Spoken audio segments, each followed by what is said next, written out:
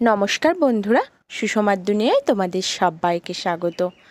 আজ আমি তোমাদের বানিয়ে দেখাবো আনারস ঘট। সেই জন্য প্রথমে মাটি নিয়ে মাটিটা একটা পিটুনি দিয়ে পিটিয়ে এরকম পাতলা করে নেব। তোমাদের আগেই বলেছি বেশিরভাগ ডাইসেরই দুটো করে পার্ট থাকে, কিন্তু এই আনারসের একটাই রয়েছে পার্ট।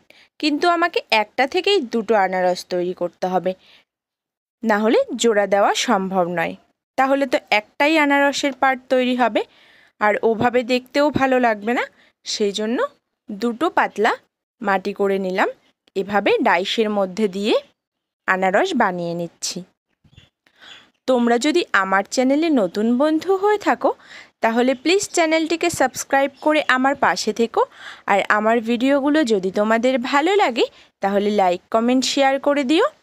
ভিডিওর পাশে বেল আইকন রয়েছে, সেটা প্রেস করে রেখো, তাহলে যখনই আমি নতুন ভিডিও শেয়ার করব সবার প্রথমে নোটিফিকেশান তোমার কাছে পৌঁছে যাবে। দেখো, আনারসগুলো আমি জোড়া লাগিয়ে নেব, তাই জন্য প্রথমে কাদাটা নরম করে নিচ্ছি। এই নরম কাদা আনারসে লাগিয়ে নেব জোড়ার মুখে। এবার জোড়া দেব, তার আগে কিন্তু আমাকে ছিদ্র করে নিতে হবে। আমি আমার ফল বানানোর অন্যান্য ভিডিওতে বলে দিয়েছি যে কেন এই ছিদ্রটা করতেই হবে। দেখো, আমি আনারসটা জোড়া লাগিয়ে নিলাম। এবার দেখো কত সুন্দর লাগছে আনারসটা দেখতে। তোমাদের কেমন লাগছে কমেন্টে জানিও।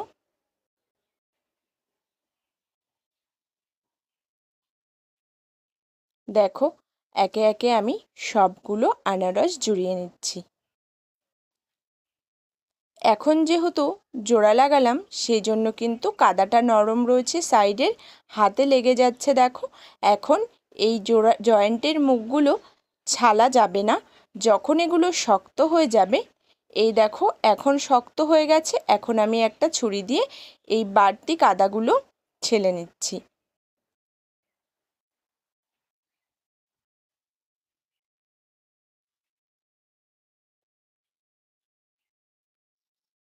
এভাবে একটা ছুরি দিয়ে বাড়তি কাদাগুলো ছেলে নিয়ে এবার আনারসটা একটু মেজে নেব।